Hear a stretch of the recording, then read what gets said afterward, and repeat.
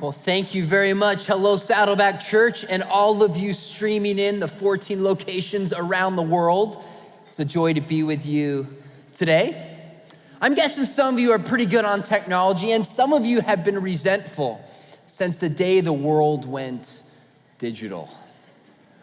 I'm somewhere in the middle, but recently I had trouble with my internet access, so I called up one of those nice folks in India who answer questions all day about how computers work. He helped me with my problem. I was about to hang up and I thought, you know what? This guy's job is to answer questions about how computers work. I bet you he gets some pretty stupid questions. Now, I'm guessing you've been told by a teacher at some point in your life there's no such thing as a stupid question. Let me just tell you, that's a lie. I said, can you tell me the craziest questions you've ever received from somebody about how to work a computer? He said, sure. He said, I had a lady call up. She was really frustrated. She was upset. He said, well, ma'am, what's the matter? She said, my foot pedal doesn't work. You know, when you sew, you use a foot pedal? She thought the mouse went under the desk and was like a foot pedal. He said, I had a guy call up, same thing, a little bit confused, upset, frustrated. He kind of calmed her down. What's the matter? He said, what's the matter? He said, well, my cup holder is not big enough to fit my favorite mug. He thought the DVD-ROM drive that went out was supposed to be a cup holder. Then this last one happened to someone very dear to me. I can't tell you who it is because I would never want to embarrass the woman who birthed me. So my mom has come a long ways technologically speaking. She follows me on Twitter now. She's on Instagram.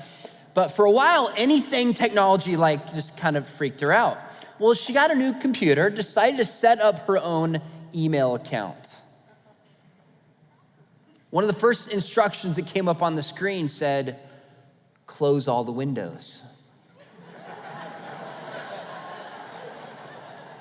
My mom got up from her chair, walked around the house, and closed all the physical windows in the house.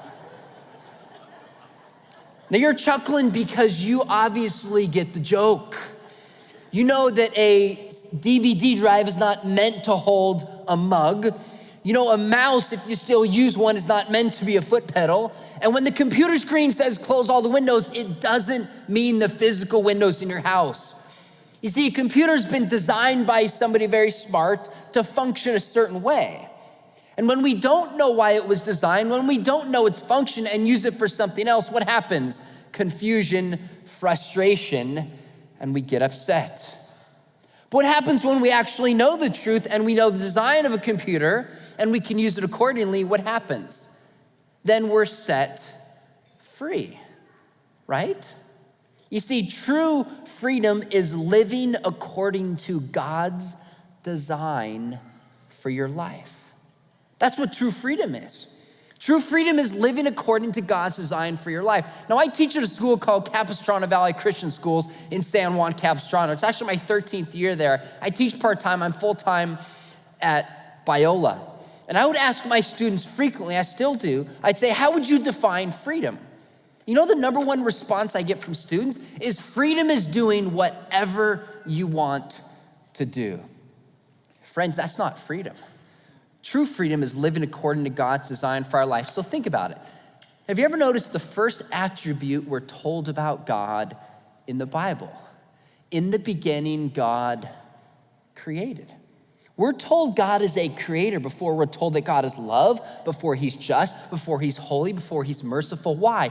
Because if something is created, it has a purpose. A computer's created, it has a purpose and a particular function. We learned at the beginning of Genesis that God is a creator. There's a purpose for work. There's a purpose for family. There's a purpose for sex. There's a purpose for marriage. And it's only when we know that truth and live according to it that we're actually set free. That's why if we want to know how we should live and why we are here, we need to know where we came from. If we want to know how we should live and why we're here, we need to know where we came from. I'm honored to kick off your series looking at the big questions, and we're beginning at the obvious place. Where did we come from? Well, here's the big question that's going to frame this entire series, and it's really this. Are we accidental byproducts of blind forces in nature? Are you a cosmic accident? Or are we the pinnacle of creation intended by a personal and a loving God? Are you an accident and hence get to define truth? Or is there a creator and we're only free when we live according to his design for the world? Now, every belief system kind of answers this question. In fact, every worldview answers three big questions. And the first one is origin. How did we get here? Why are we here? Where did we come from? Every single belief system starts with the question of origin. Why am I here? But then second, it has what we'll call the predicament. What went wrong? What went wrong? What's messed up in the world? And then third, the resolution. How do we fix it? That's it. How did we get here? What went wrong? How do we fix it? Every worldview or religion or belief system answers these three questions. So take Buddhism, for example. Buddhism says we've eternally been here, kind of going through some kind of cycle of reincarnation. What went wrong is we suffer. And the reason we suffer is because we have desires. So the solution is follow the eightfold path and get rid of our desires. Or what's taught in the largest church in America, the Church of Oprah. Sorry, Saddleback, you thought it was you. She teaches theology, New Age theology. The origin story, we've eternally been part of the God consciousness. The problem, we forgot that we're God. The solution, be reminded that we are God. Or take secular humanism, this atheistic evolutionary story. The problem with the world is religion, so the solution is to get rid of people like you and to get rid of people like me. That's the secular humanist story. In fact, every movie does this too. Have you noticed Act 1 in a movie is the origin. Act 2 is the problem. Act 3, they try to fix it. Every movie does, right? Take like the recent Jurassic World, right? If you haven't seen it by now, there is a plot spoiler, but it really shouldn't spoil anything. But I just want to let you know, the dinosaurs get out of the cage. If you didn't see that coming, I'm not sure if I could do anything to help you out. But the origin story is what? Here's the students, here's the dinosaurs, here's the family. And then the problem is the dinosaurs get out. The solution, gotta save the people and stop the dinosaurs. Even commercials do this. Have you ever noticed how commercials tell a story? Right, you see a family, mom and a dad, and you see two kids riding down the road in a small SUV or in a minivan. That's the introduction, all-American family.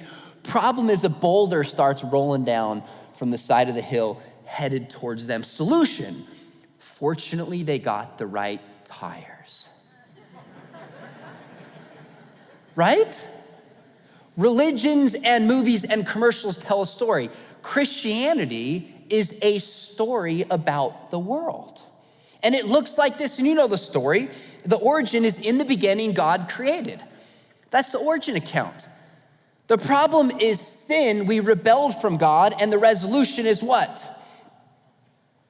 Okay, I can't hear you all streaming in, but live I heard like 2 people give the right answer. Let me tell you something. If you don't know the answer to a question in church, just say Jesus. In fact, my daughter's backstage, my family's with me, and she's in 3rd grade, but when she was in kindergarten, that's when they first learn how to raise their hand and not blurt out answers, and the teacher calls on them. So her teacher said, class, raise your hand, I'll call on you. I'll start with an easy question. What's gray, has a big bushy tail, and climbs in trees? And none of these 5-year-olds raise their hand. She thought, this is strange. Class, raise your hand, I'll call on you. What's gray, has a big bushy tail, and climbs in trees? Nothing. She said, class, raise your hand, I'll call on you. What's gray, has a big bushy tail, and climbs in trees? Finally, my daughter Shauna's classmate, little Johnny, raised his hand. She said, yes, Johnny. He said, I'll say Jesus, but it sure sounds like a squirrel to me. You know the Christian story. God created us, we rebelled through sin, and we were brought into eternal life through the person of Jesus. Now, the naturalistic Darwinian story is very different than this. According to one influential new atheist, he said, quote, Darwinism implies that humanity developed by accident. That's the origin account. You're not made in the image of God. You're not planned. You're a cosmic accident. That's the origin account. What's the problem? The problem with the world is not sin. The problem of the world is that evolution is a clumsy process and things get hurt in the middle of it. And the solution is what? It's not God who's gonna solve our problems. We must solve our own problems, typically through science. Now, Darwin himself was aware that if you bought his origin story, what followed from it? In fact, he wrote in his autobiography, he said, "The view now held by most physicists is that the sun with all the planets will in time grow too cold for life, unless indeed some great body dashes into the sun and thus gives it fresh life. Believe it as I do that man in the distant future will be a far more perfect creature than he is now." Notice he doesn't mention women. They're already perfect and men are just trying to catch up. At least we could own up to it. He says, "It is an intolerable thought that he and all other sentient beings are doomed to complete annihilation after such a long, continued, slow progress." What a depressing worldview. Darwin realized that where we come from and our origin story shapes everything how we should live and where we're going. Now, the fact that there not being a God results in an unpleasant reality doesn't mean that it's false. That doesn't follow. The question is, what's true? Now, I wrote a book called Understanding Intelligent Design, where I delve into a bunch of the scientific evidence pointing towards the evidence for a designer. I wrote with a friend of mine, Dr. William Dembski, who has 2 PhDs. By the way, you know what you call someone with 2 PhDs, right? Paradox. I thought it was good. Well, in writing this book, one thing my dad always taught me was to read both sides of every issue, whether it's political, whether it's history, theology. I would read both sides, and something surprised me is how many Darwinists or atheists that I would read on this issue, although they don't think the world was designed, will admit that the world looks as if it were designed. So the most famous atheist in the world, Richard Dawkins, wrote this. He said, "Biology is the study of complicated things that give the appearance of having been designed for a purpose." Now, if something runs like a dog, eats like a dog, smells like a dog, swims like a dog, what do you think it is? And don't say Jesus. I made that mistake sharing that story with junior hires. He goes, Jesus. I was like, oops, bad example. Maybe it runs, smells, eats, etc. like a dog because it is a dog. Maybe the world looks designed to believers and non-believers because it's actually designed. Now we're gonna take a look at a couple examples. But the design we see in the natural world should not surprise us. Why? Because 3,000 years ago, look at what David wrote in the Psalms. He said, "The heavens declare the glory of God. The skies proclaim the work of his hand. Day after day they pour forth speech. Night after night they display knowledge." The natural world reveals truths about the Creator. So let's take a look at a couple examples. And we'll start in the book, Understanding Intelligent Design. Dr. Dembski and I go through about 5 or 6 kind of disciplines, cosmology, physics, etc., and show how the more we learn in these disciplines, the more we see the fingerprint of an intelligent designer. We have time to just look at 2. So let's start with physics. I want to imagine you come down and join me in San Juan Capistrano, near where I live. Now, if you know San Juan Capistrano, yes, we have a mission, but also there's a bunch of undeveloped land kind of east of the freeway. And we go walking in the hills back in there, and we come across this abandoned cabin. And you think, this is strange, I wanna go up and explore this cabin, but you notice something odd. You hear the sound of your favorite song in the background, Beat It by Michael Jackson. You open up the door, walk in, you smell the scent of your most beloved meal. You see the books you like on the counter, shoes that fit you perfectly, a jacket that's just your size. Walk over to the fridge, open it up, it's all the snacks you like to munch on. Walk over to the bathroom, open up the door, and it's all the toiletries that you use. Now, what would you suspect? Besides thinking that somebody was stalking you, you would not say, gosh, what a coincidence. you would know that there are so many things set precisely that someone was expecting your arrival. Friends, in many ways, this cabin is what we've discovered about the universe as a whole in just the past few decades. In fact, Freeman Dyson, a well-acclaimed and accomplished scientist, not a Christian, he put it this way. He said, as we look out into the universe and identify the many accidents of physics and astronomy that have worked to our benefit, it almost seems as if the universe must, in some sense, have known that we were coming. Now, what does he mean? There are certain laws of physics, so to speak, that are constants in our universe. And they all seem to have one strange thing in common. They're set precisely where they need to be to have a universe that's even capable of supporting any kind of complex life. Philosophers call this the fine-tuning of the universe. Kind of like you get in the shower, you take the hot and the cold and you fine-tune it so it's just right. Or if you remember those old radio dials, how you'd have to turn to get the static out and get it just right. There's all these different laws of physics and cosmology in our universe, and they're all set right where they need to be, so to speak. In fact, kind of like Goldilocks, that's too hot, that's too cold, just right.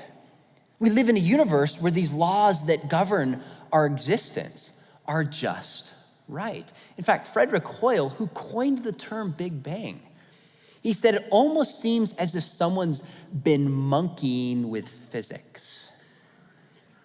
And that's why Paul Davies, who's a well-accomplished and brilliant scientist at Arizona State University, again, he's not a Christian. He said, the cliche that life is balanced on a knife edge is a staggering understatement in this case. No knife in the universe could have an edge that fine.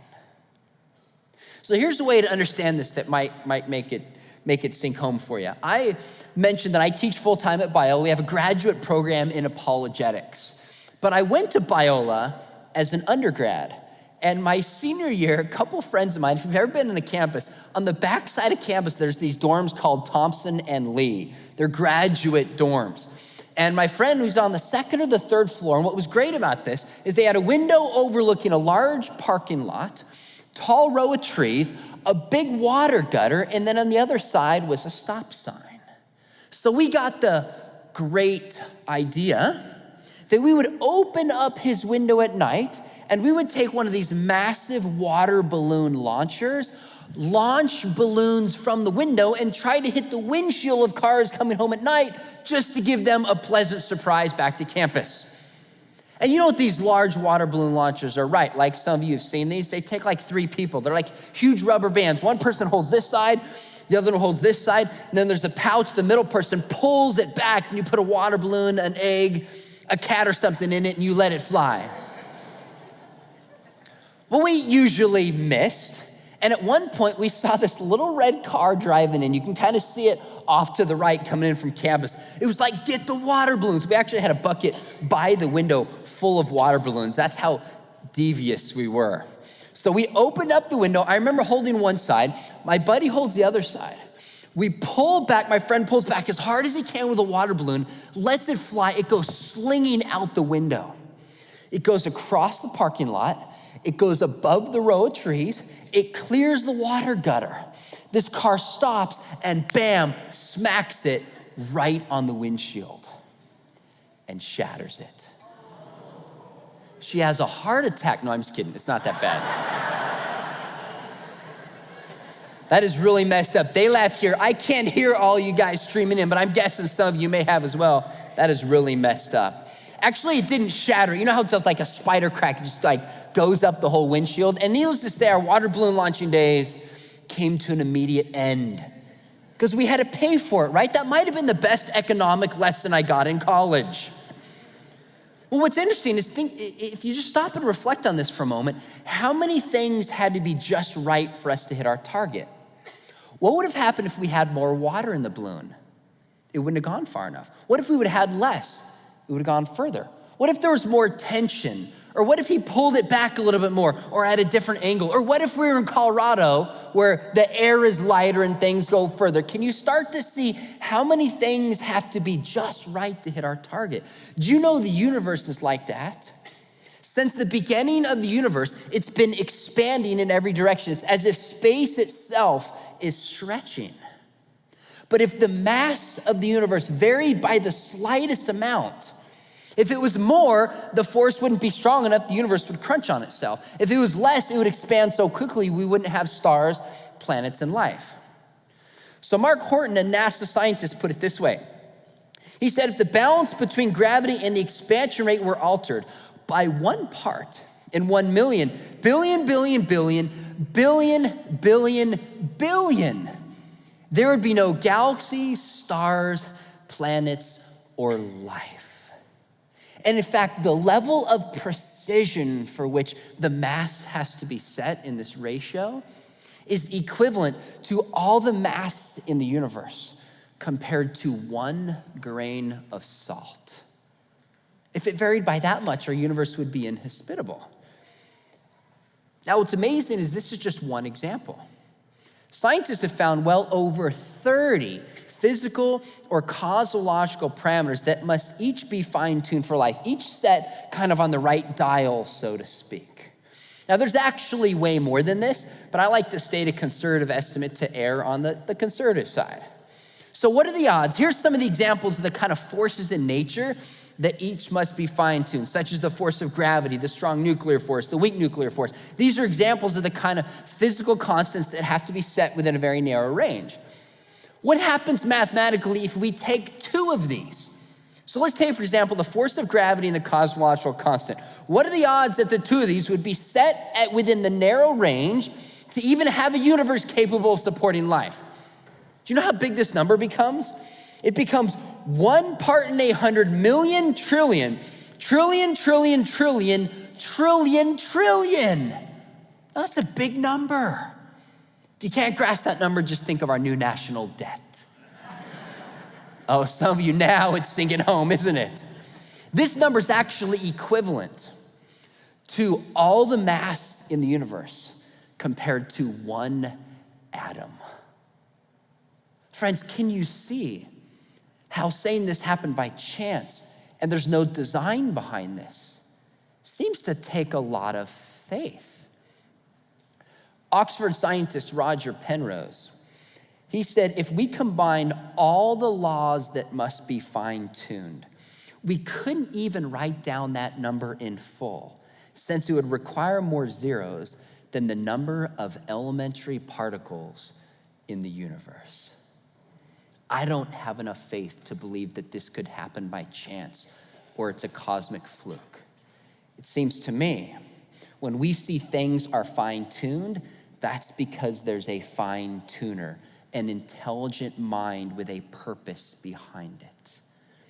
Well, let's look at a second example. So let's move kind of from the macro level, the world of physics, down into the micro level in biology. Well, I'm guessing some, if not most of you, at some point in your life have taken a biology class. Well, if you've studied biology, you probably remember that biology is the study of living systems. It's the study of life. Well, that's only partially true. Nobel laureate David Baltimore, in a widely cited speech, he said, modern biology is a science of information. It's the science of information. You see, 1953, Watson and Crick discovered DNA. They discovered there was an information basis to DNA, and the function of life is the storage and process and transfer of information. So if you want to explain how life arises from non-life, you have to give an adequate account of where all this information comes from. So what best explains where this information comes from? Well, first off, let's just take a step back and think about how much information is in the human body. So the average adult human body has roughly 100 trillion cells. If you took the DNA out of one cell and uncoiled it, it would be about 9 feet in length. That means all the DNA in your body strung together would go from here to the sun and back about 70 times.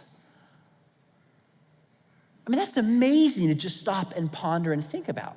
Now, what does DNA do? It stores information. That's the purpose. In fact, one conservative estimate said one cell in your body, the DNA storage capacity, has the equivalent of 8 billion letters, 500 million words, or 8,000 books. 8,000 books. A more recent study estimated, and all these are kind of sophisticated estimates. Evolution News and Views estimated that the amount of storage capacity in one cell in your body is the equivalent of 500,000 DVDs. Wouldn't you like to have a memory stick with 500,000 movies on it? Some of you would still get bored. Even Bill Gates, the founder of Microsoft, he understood how complex and sophisticated DNA is. He put it this way. He said, DNA is like a computer program, but far, far more advanced than any software we've ever created. Now, this raises a very thorny and interesting question.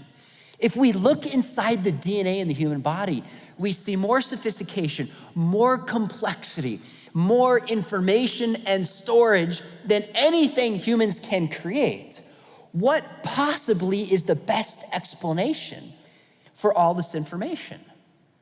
Well, one common explanation actually reminds me of a clip from one of my favorite comedies.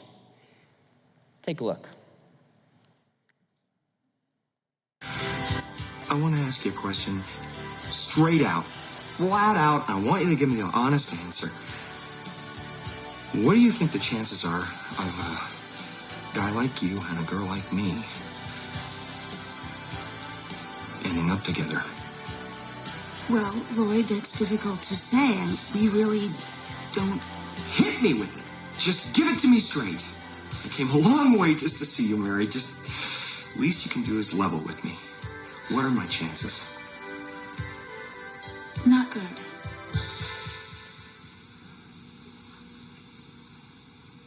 You mean not good like 1 out of 100? I'd say more like 1 out of 1,000,000.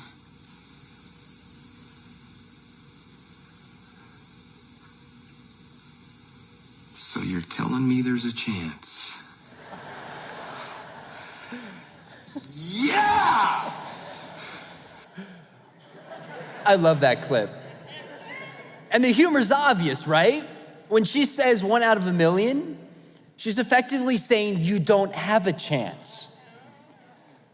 Well, recently, I still teach a high school class, I mentioned it, Capistrano Valley Christian Schools. I went to some of my atheist friends, and I said, can you tell me the best, most compelling atheist book? I'd like to take some high school students through it. Now, some of you might be thinking, that sounds pretty irresponsible. Why would you do that? You know what? I think number one, our young people are capable of a lot more than we tend to give them credit for. And number two, our kids are being exposed to these ideas. I'm not afraid of challenging ideas to the Christian faith. What I'm afraid of is young people who aren't trained and who aren't prepared, who then get thrown to the wolves and don't know how to defend themselves.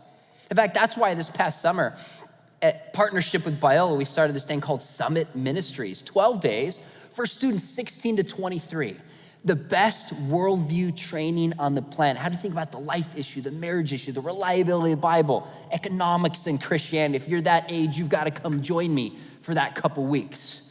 Well, I took my students through the book because what happened is my atheist friends, the number one book they told me was Richard Dawkins' book, The God Delusion. It's a 400-page book. So I took 12 high school students through this book. Well, we came to the point where he's giving an explanation for the origin of life. And do you know what his explanation is? Luck, chance. Well, the question is, when you look at the sophistication of DNA, is this an adequate explanation to account for all the information that we see? That's the question. Well, in the book, Understand Intelligent Design, Dr. Dembski and I tracked down this MIT quantum computational physicist, all right?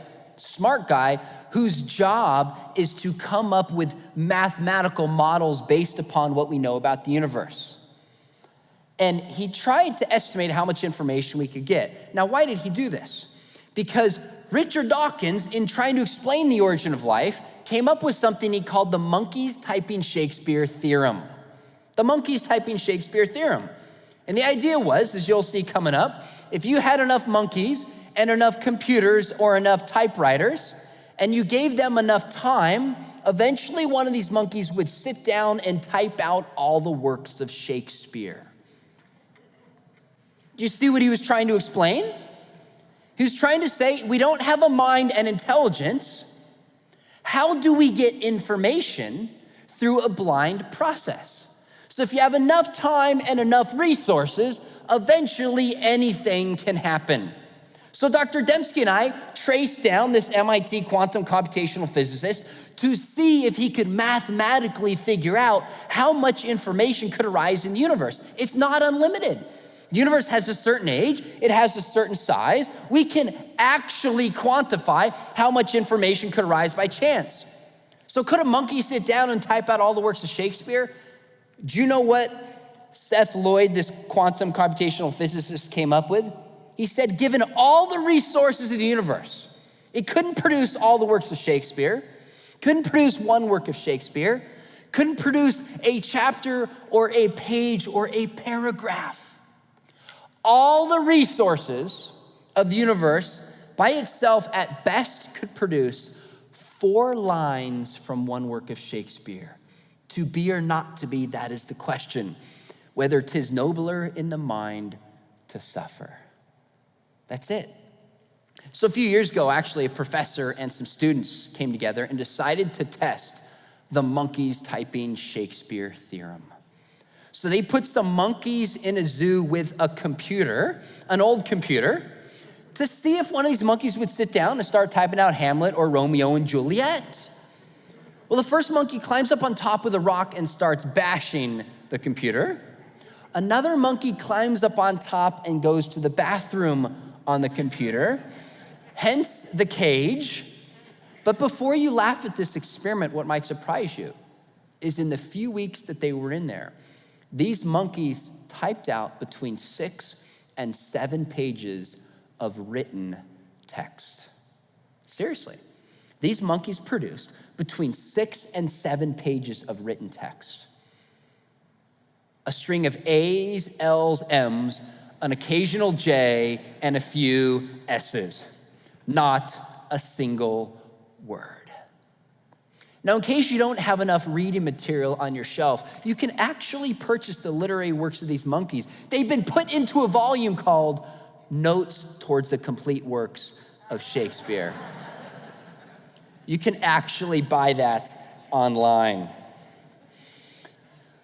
I'm guessing you're laughing at some of these attempts to explain because you know something that's obvious. In fact, if you come to visit me, say we go walking on the beach in Capo Beach, near where I live, and you come across these etchings in the sand that say, written in a heart, John loves Mary.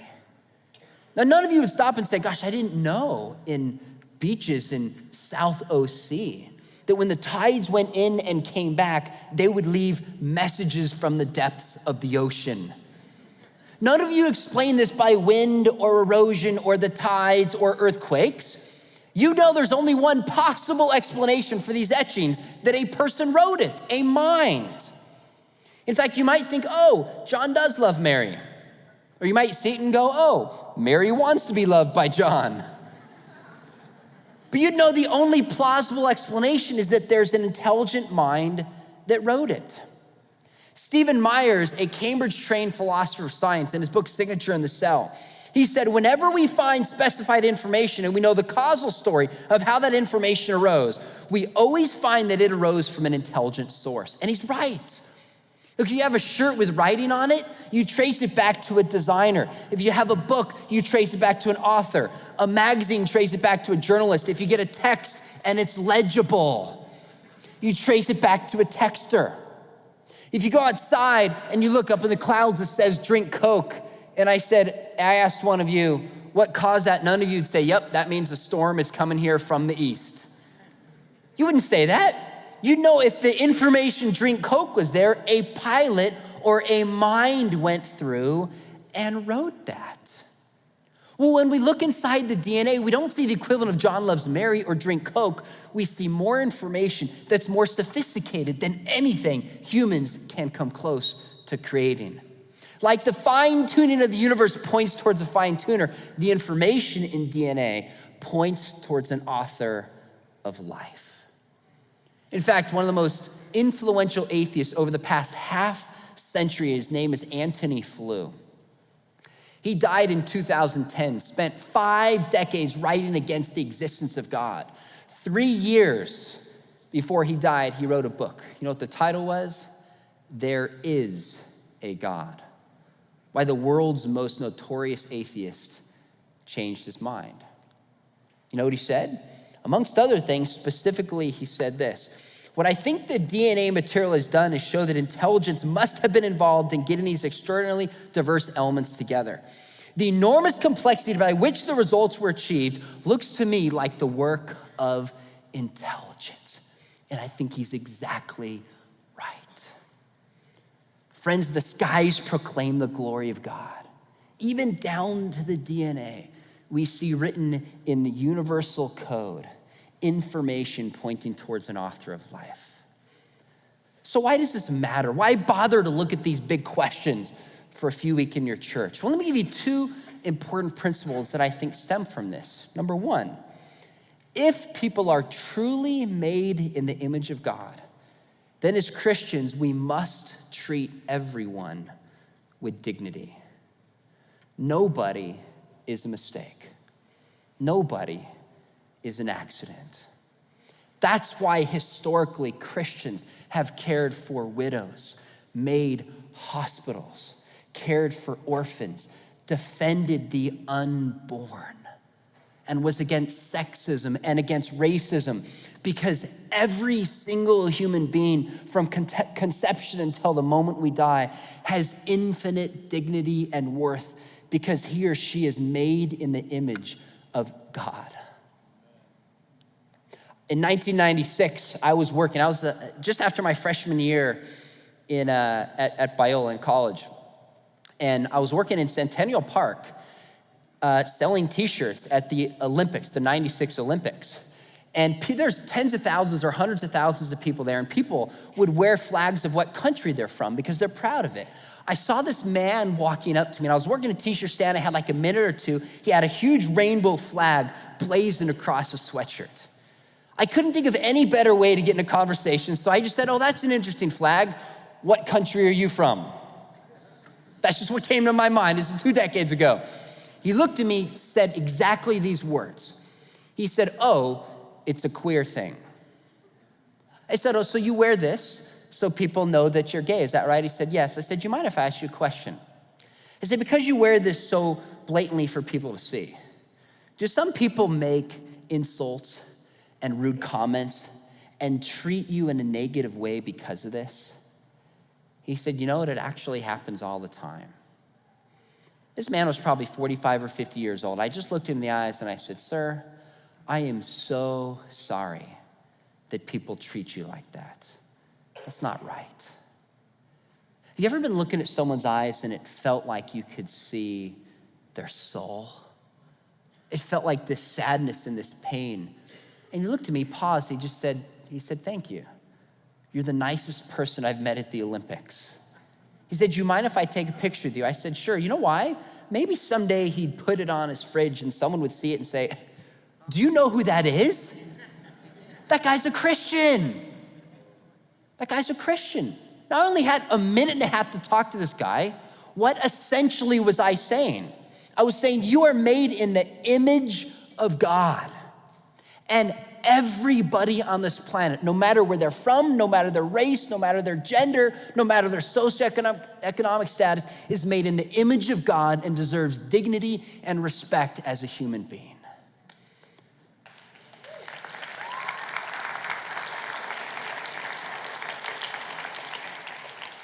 Second, if we've been made by God, just as a computer has a purpose, you were designed to be in relationship with God and with other people. That's our purpose. That's ultimately why we are here, to love God and to love other people. A few years ago, Time magazine had a cover story called The Science of Happiness. And they went in there and they said, here's all the things that the culture we live in says brings happiness, but really makes no statistical difference, such as being young, making a lot of money, having a good education. They went through all these things. They said, yeah, that makes sense. They get to the end. They said 2 things we found associated with the biggest sense of happiness. And happiness doesn't mean you just feel good about yourself, but a deeper sense of contentment, meaning, and joy about life. And they finally get to the end. They say these 2 things are what bring the most meaning to life for people. I read it and I chuckled out loud. I chuckled out loud. You know why? They said 2 things. Number 1, a relationship with God and a relationship with other people. Why did I chuckle? Because 2,000 years ago, Jesus was asked, what's the greatest commandment in the law? What did he say? He said, love God and love other people. I love it when science catches up with the Bible. Friends, you are not a mistake. You're not an accident. This is not a purposeless world in which we just define truth as we go along. There's a God who has made us and who's made himself known in other ways.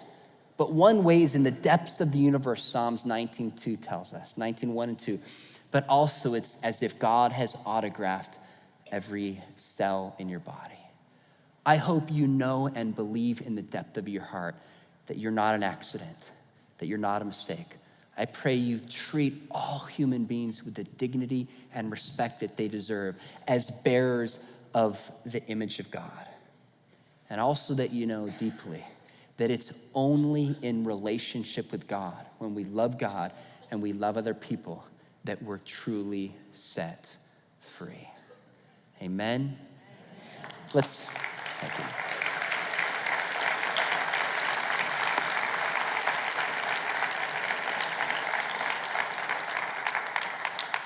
Let's pray. Heavenly Father, I thank you. Thank you for this church, their willingness to tackle the big questions, unapologetically, to speak truth. I pray as this church has just such an influence worldwide, that you put your protecting arms around it. And God, I also pray for each individual here, if there's people that have just not really sensed your love, not really sensed that you deeply care about them and that they're not a mistake and you have made them and you have a plan for their lives, that you will just give them the comfort and the guidance that we know that only you can give. God, bless this church and bless the rest of this series as we go deeper to explore these tough questions that we know we can ultimately find answers in you. And we pray this in your name. Amen.